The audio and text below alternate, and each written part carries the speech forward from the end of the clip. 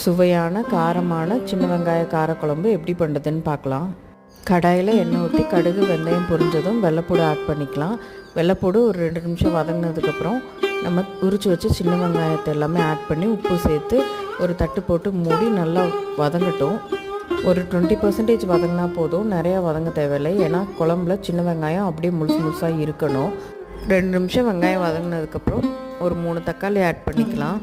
தக்காளி ஆட் பண்ணி 1 செகண்ட் கழித்து நான் மசாலாலாம் ஆட் பண்ணிக்கிறேன். மஞ்சத்தூள் 1 ஸ்பூன், குழம்பு மிளகாத்தூள் 2 ஸ்பூன் ஆட் பண்ணிக்கிறேன். அந்த மசாலா வேகும் போதே தக்காளி சேர்ந்து குழஞ்சி வெந்துடும். 1 டம்ளர் தண்ணி ஊற்றி மிளகாத்தூளோட பச்சை வாசனை போகிற வரைக்கும் கொதிச்சதுக்கப்புறமா கொஞ்சோண்டு புளி ஆட் பண்ணிக்கலாம். கருவேப்பிலை போட்டுக்கலாம். புளியோட ராஸ்மல் போய் நல்லா கொதித்து திக்காக வந்துருச்சு. இந்த ஸ்டேஜில் தேங்காய் பால் ஆட் பண்ணிக்கலாம். தேங்காய் பால் ஆட் பண்ணி ஒரு 5 மினிட்ஸ்லேயே குழம்பு நல்லா எண்ணெய் பிரிஞ்சு வந்துடுச்சு. சூப்பரான டேஸ்ட்டான சின்ன வெங்காய காரக்குழம்பு ரெடி ஆகிடுச்சு.